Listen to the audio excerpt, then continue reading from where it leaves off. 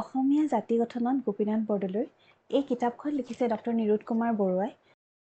তেনেদৰে তৃতীয়, চতুৰ্থ, পঞ্চম আৰু ষষ্ঠ খণ্ডতো গোপীনাথ বৰদলৈৰ অসমৰ সমাজ তথা ৰাজনীতিত তেওঁৰ অৱদান, অসমীয়া জাতি গঠনত তেখেতৰ অৱদানৰ কথা উল্লেখ আছে। তৃতীয় খণ্ডটোৰ শিৰোনাম হৈছে জমকালৰ পৰা জনজাতিকে ধৰি খিলঞ্জীয়া মানুহখিনিৰ ভূমি আৰু অস্তিত্ব ৰক্ষাত নৰিয়া বৰদলৈ একক সবল অহিংস ৰণ 1938 চনৰ পৰা 1944 চনলৈ। চতুৰ্থ খণ্ডৰ শিৰোনাম হৈছে 1945 চনত সৰ্বদলীয় সন্মিলন আৰু সৰ্বদলীয় মন্ত্ৰীসভাৰ যোগেদি খিলঞ্জীয়াৰ ভূমি আৰু অস্তিত্ব ৰক্ষণৰ প্ৰচেষ্টা আৰু ফলাফল। সেইদৰে পঞ্চম খণ্ডটি হৈছে জনজাতীয় ভূমি ৰক্ষাৰ কবচ, বেল্ট আৰু ব্লক আৰু অসমীয়া সমূহ গাঁৱৰ উন্নয়নৰ নিমিত্তে গাঁও পঞ্চায়তৰ আগমন। আৰু শেষ তথা ষষ্ঠ খণ্ডটিত আছে গোপীনাথ বৰদলৈৰ জাতি গঠন কৰ্ম আৰু অসমৰ বৌদ্ধিক সমাজ।